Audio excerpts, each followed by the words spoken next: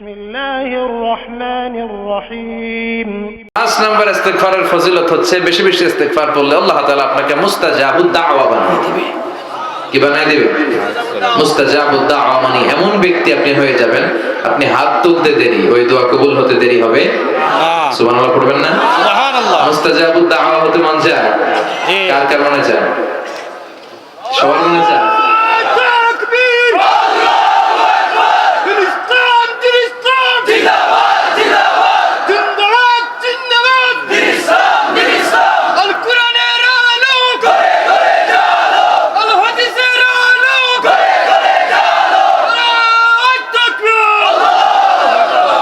সবাইকে তুমি মুস্তাজাবুদ দাওয়া হিসেবে কবুল করো। আপনারা ইমাম আহমদ ইবনে হাম্বলের নাম শুনেছেন? অনেক বড় মুহাদ্দিস ছিলেন, হাম্বলি মাযহাবের অনেক বড় ইমাম। উনি একক হাদিসের গ্রন্থ হিসেবে পৃথিবীর সবচাইতে বড় হাদিসের কম্পাইলেশনটা নিজে করেছেন, মুসনাদ আহমদ ইবনে হাম্বল। 40,000-এর মতো হাদিস আছে ওই কিতাবে। তিনি তার শেষ জীবনটা সফর করে করে দেশ থেকে দেশান্তরে ছুটে বেরিয়েছেন। তিনি হাদিস সংগ্রহের কাজে এক সফরে বেরিয়েছেন, লম্বা সফরে, ওনার জীবনী থেকে নেয়া। ওই লম্বা সফরে প্রচন্ড শীতের রাতে উনি এক মসজিদে আটকে গেলেন। মাগরিব এশা পড়ে উনি মসজিদ থেকে বেরোতে পারছেন না, এত কুয়াশা, এত ঠান্ডা, এত স্নো পড়ছে। উনি ভাবলেন এক কাজ করি, এই মসজিদটাতে রাতে আমি ঘুমিয়ে পড়ি, ফজর বাদ আমি সফরে বেরোবো, আবার নতুন করে নতুন উদ্যমে হাদিস সংগ্রহের কাজে আমি বেরিয়ে পড়ব।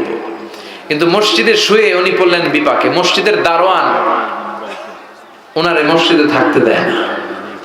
উনি বললেন, বাবা আমি ফজরের সালাতে এই মসজিদে পড়ব নিয়ত করেছি, আমি ফজরের মুসল্লি, রাতটা তুমি কাটাতে দাও, আমি সকাল হতে না হতেই চলে যাব। কিন্তু দারোয়ান তো থাকতে দেয় না, না ছোট বান্দা। সে বললো, বেরোন, মসজিদে থাকা যাবে না, বের হয়ে যান। কারণ দারোয়ান চিনতে পারেনি যে উনি জগৎ বিখ্যাত মুহাদ্দিস, এত বড় আলেমে দ্বীন। দারোয়ান ওনাকে চিনেনি। উনি বাধ্য হলেন মসজিদ থেকে বেরোতে। মসজিদ থেকে বেরোয় হাঁটতে লাগলেন আর শীতে কাঁপতে লাগলেন। হঠাৎ দেখলেন একটা বাজার, আর ওই বাজারে খাব্বাস যুবক রুটি বিক্রেতা রুটি বানায়। কি বানায়? ওই খাব্বাসকে যে সালাম দেন, আসসালামু আলাইকুম, বাবা আমি তোমার রুটির দোকানের পাশে বসতে চাই, একটু আগুন পোহাতে চাই, যদি তুমি অনুমতি দাও। খাব্বাস বলে, আহলান ওয়া সাহলান ওয়া মারহাবান বিক, আসেন বসে যান, বিশ্রাম নিন, আগুন পোহান। আপনি আগুন পোহালে আমার ক্ষতি কি? সুবহানাল্লাহ কইবেন না? কি ভদ্র যুবক। সাইয়েদনা ইমাম আহমদ ইবনে হাম্বল আল্লাহ শুকরিয়া করলেন, বসলেন, আগুন পোহাতে লাগলেন আর হাদিসের বই পড়তে লাগলেন। আর দেখলেন এই খাব্বাস রুটি দোকানদারের মালিক, যুবক রুটি বিক্রেতা, রুটি বানায় আর কিছুক্ষণ পর পর পড়ে আস্তাগফিরুল্লাহ। কিছুক্ষণ পর পর সে শুধু পড়ে আস্তাগফিরুল্লাহ। রুটি বানায় পড়ে আস্তাগফিরুল্লাহ, খামির বানায় পড়ে আস্তাগফিরুল্লাহ, চুলার মধ্যে রুটি ঢুকিয়ে দেয় আর পড়ে আস্তাগফিরুল্লাহ, শুধু আস্তাগফিরুল্লাহ। কেউ রুটি কিনতে আসলে তাকে রুটি দেয় আর পড়ে, টাকা নিয়ে ক্যাশ বক্সে রাখে আর কি পড়ে, শুধু এটাই করছে। ইমাম আহমদ ইবনে হাম্বল কৌতূহলবশত জিজ্ঞেস করলেন, ইয়া শাব মালাক দাইমান তাকরাউনা আস্তাগফিরুল্লাহ, হে যুবক ঘটনা কি? আসার পর থেকেই খালি দেখতেছি আস্তাগফিরুল্লাহ আস্তাগফিরুল্লাহ আস্তাগফিরুল্লাহ, কেন? যুবক বলে, ইস্তিগফার বেশি বেশি পড়ার কারণে আমি জীবনে অনেক কিছু পেয়েছি। কি পেয়েছো? জাআলানিল্লাহু তাআলা মুস্তাজাবাদ দাওয়া। এই দোয়ার বরকতে আমার আল্লাহ আমারে মুস্তাজাবুদ দাওয়া বানিয়ে দিয়েছে। আমি যা চাই তাই পাই, যা দোয়া করি তাই কবুল। সুবহানাল্লাহ কইবেন না? সুবহানাল্লাহ। ইমাম আহমদ ইবনে হাম্বল তো অবাক, বলে কি এই ছেলে, আমি এত বড় মুহাদ্দিস, আমিও তো মুস্তাজাবুদ দাওয়া নই, আমিও তো না, কি করে সে মুস্তাজাবুদ দাওয়া হলো? আরো কৌতূহল নিয়ে জিজ্ঞেস করলেন, আনতা মুস্তাজাবুদ দাওয়া, তুমি মুস্তাজাবুদ দাওয়া, ওয়া কাইফা যালিক, কিভাবে এটা সম্ভব, কেমন করে হলে? সব দোয়া তোমার কবুল হয়েছে? সে বলল, হ্যাঁ, আমি জীবনে যা চেয়েছি আমার সব দোয়া আল্লাহ কবুল করে নিয়েছে, তবে একটা দোয়া ছাড়া। কয়টা? কথা বলেন। এবার ওনার কৌতূহল আরো বেড়ে গেল। সব দোয়া কবুল হয়েছে, আবার একটা কবুল হয় না, এটা কেমন কথা? উনি কৌতূহল নিয়ে জিজ্ঞেস করলেন, ইয়া শাব আইয়ু দুআইন যালিক, ওটা কোন দোয়া যে দোয়া এখনো তোমার কবুল হয় না? এবার যুবক বলতে আরম্ভ করলো, আমি জীবনে যত দোয়া করেছি প্রতিটা দোয়াই আল্লাহ কবুল করে নিয়েছে, একটা দোয়া ছাড়া, সেটা আল্লাহ কবুল করে নাই। সেটা হচ্ছে আমি জীবনে আল্লাহর কাছে চেয়েছি, আল্লাহ শুনেছি এই জামানার সবচেয়ে বড় মুহাদ্দিস, ওনার নাম নাকি ইমাম আহমদ ইবনে হাম্বল, আমি যেন ওনাকে আমার দুটি নজর দিয়ে দেখে মরতে পারি, আল্লাহ তুমি কবুল করো। এই দোয়াটা আমি প্রতিদিন করি কিন্তু আল্লাহ কবুল করে না, আমার এই দোয়াটা কবুল হয় নাই, বাকি সব দোয়া কবুল হয়েছে। ইমাম আহমদ ইবনে হাম্বল আর ধৈর্য ধারণ করতে পারলেন না, চোখের পানি ছেড়ে দিলেন। আর যুবককে বললেন, ইয়া শাব, তোমার এই দোয়াটাও কবুল হয়েছে, তোমার এই দোয়াটাও আল্লাহর কাছে কবুল হয়েছে।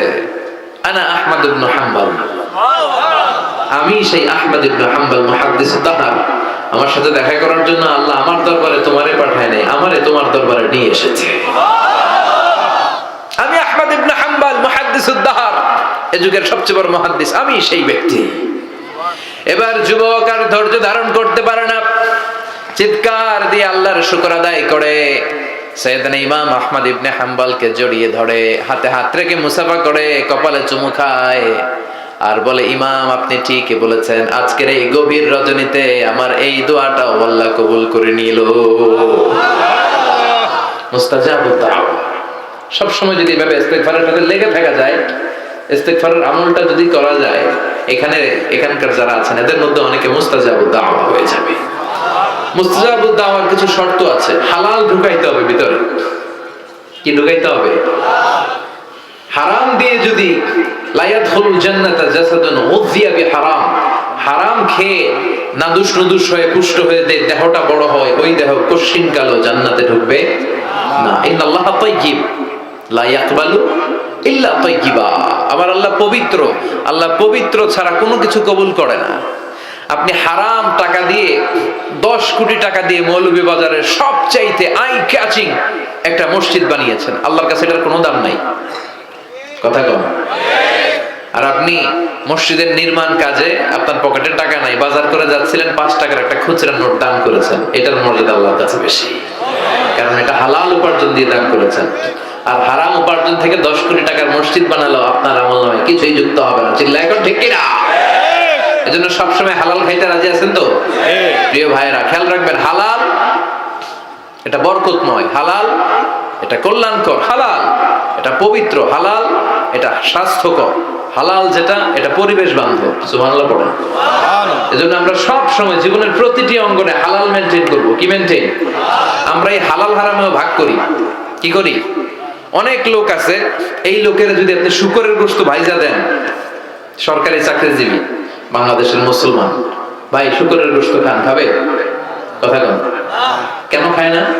কারণ এটা যেই লোকটা হারাম হওয়ার কারণে শুকরের গোশত খায় না, ও কিন্তু টেবিলের নিচ দিয়ে ঠিকই হারাম ঘুষ লক্ষ লক্ষ টাকা রিসিভ করে। চিল্লায় এখন ঠিক কিনা? তার মানে হারামের মধ্যে ভাগ করে ফেলাইছি আমরা। সুবিধাজনক হারাম নেই, হারাম খাই, ওইটাতে আপত্তি নাই, কিন্তু যেটাতে অসুবিধা ওইটার সাথে আমরা নাই। চিল্লায় এখন ঠিক কিনা? খাওয়ার ক্ষেত্রে মুসলমানরা হালাল খুঁজে, ফুড হালাল ফুড খুঁজে, কিন্তু অর্থের ক্ষেত্রে হালালের মাছ বিচার করে না। টেবিলের নিচ দিয়েও নেয়, উপর দিয়েও নেয়, আবার পারলে বন্দুক ঠেকাইও নেয়। আছে না নাই? মৌলভীবাজার মাশাআল্লাহ এগুলো নাই। কি আছে? আল্লাহ হেফাজত করো। তাহলে বুঝলাম হালালে বরকত, হারামে কোনো বরকত আছে? কথা বলেন। আচ্ছা, আওয়াজ করে উত্তর দেন তো, গরুর গোশত খাওয়া হালাল না হারাম? কুকুর খাওয়া হারাম। গরু হালাল, কুকুর হারাম।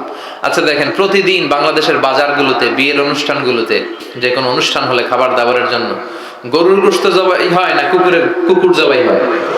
গরু জবাই হয়, কুকুর জবাই হয় না। কুকুর বেঁচে গেল আর গরু মরল, ঠিক কিনা? আচ্ছা, বছরে যে বাচ্চা দেয়, গাভী বাচ্চা দেয় বেশি না কুকুর বাচ্চা দেয় বেশি?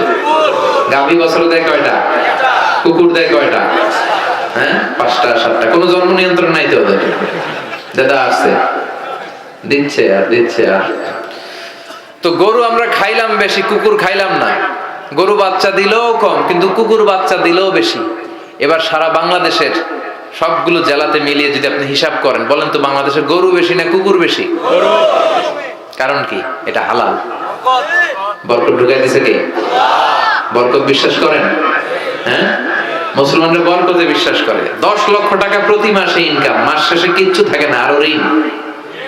একটা হসপিটাল বিল পরিশোধ করতে লাগে 5 লাখ, আবার ব্যাংকের ঋণ আছে না নাই? আর রিকশাওয়ালার পুরা মাসে ইনকাম 5,000, ওইটা দিয়া ছোট্ট একটা জায়গায় বাসা ভাড়া দেয়, ছেলে মেয়েদেরকে পড়ায়, হ্যাঁ, স্ত্রীকে এটা সেটা কিনে দেয়, আবার মাস শেষে 400-500 টাকা থাকে। ওর 5,000 থেকে থাকে 200-300 টাকা, আর 10 লাখ থেকে 1 টাকাও থাকে না, আর ঋণ কাঁধে নিয়ে এসে ঘুরে বেড়ায়। দিস ইজ কল্ড বারাকা। এটাকে বারাকা বলে। জন্য বরকতে বিশ্বাস করতে হবে, অল্পে তুষ্ট থাকতে হবে, অল্প খান, অল্প পড়েন, অল্প জমা, যতটুকু লাগবে এতটুকুর জন্য কষ্ট করতেই হবে।